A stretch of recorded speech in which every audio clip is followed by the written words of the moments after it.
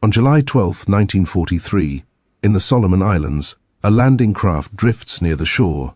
There is no cheering, no victory, only silence.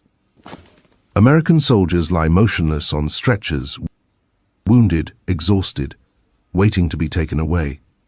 Not from a famous battlefield in Europe, but from a place many have never heard of. Munda Point, New Georgia, a jungle hell where survival itself was uncertain.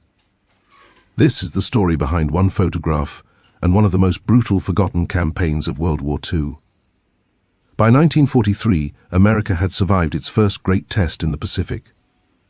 Guadalcanal, a name that became legendary, but Guadalcanal was only the beginning. The Japanese Empire still held vast island chains stretching across the ocean, and the Allies knew, if they wanted to defeat Japan, they would have to fight island by island. One of the next targets was the Solomon Islands, and deep within them, a small point of land called Munda. Munda Point was important for one reason, an airfield. The Japanese had built Munda Airfield on New Georgia Island, and from this runway, Japanese aircraft could strike. Allied ships, supply routes, bases like Guadalcanal. It was a dagger aimed at the Allied advance. To the Americans, Munda had to be taken, because whoever controlled that airfield controlled the skies of the Central Solomons. And so, in the summer of 1943, the next campaign began. The Allied assault on New Georgia was called Operation Toenails. It sounded almost harmless, but what awaited American troops was anything but. The plan was to land forces on New Georgia, move through the jungle, and capture Munda Airfield. Commanders expected a relatively quick operation, but the jungle had its own plans, and the Japanese were waiting. The Pacific War was not fought on open fields. It was fought in rainforests so thick you could barely see 10 feet ahead. New Georgia was a world of swamps, mud, tangled vines, constant rain, suffocating humidity. Men did not march, they crawled. Supplies rotted, weapons jammed, boots dissolved, and before many soldiers even met the enemy, they met disease, malaria, dysentery, fever, exhaustion. The jungle itself was an enemy.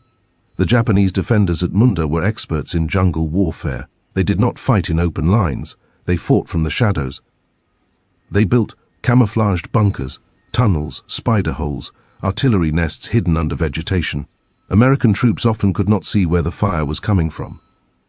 Until it was too late. Every step forward could trigger an ambush, a machine gun burst, a mortar explosion. Progress was measured not in miles, but in yards. And the cost was horrific. By mid-July, the battle had turned into a grinding nightmare. On July 12, 1943, American casualties were being brought down from the jungle toward the beaches of Munda Point. Some were wounded by shrapnel, some by bullets, others were collapsing from sickness and heat. And there, at the water's edge, landing craft waited, not as assault boats, but as evacuation lifelines. The wounded were laid carefully on stretchers, side by side, silent, their faces hollow with exhaustion. This is the moment captured in the photograph, American casualties aboard a landing craft, awaiting evacuation. When we think of landing craft, we imagine invasions, soldiers storming beaches, but in the Solomon Islands, these boats became something else. They became floating ambulances. The wounded were carried for hours through mud trails, sometimes under fire, to reach makeshift aid stations near the coast. Then they were loaded onto boats like Higgins boats, LCM landing craft, and taken out across dangerous waters to field hospitals or hospital ships, or bases like Guadalcanal. Even evacuation was risky. Japanese artillery could reach the beaches. Japanese aircraft could still attack. The wounded were never truly safe. The New Georgia campaign broke men down, not just physically, but mentally. The constant rain, the unseen enemy, the screams in the jungle, the knowledge that even a minor wound could become fatal from infection.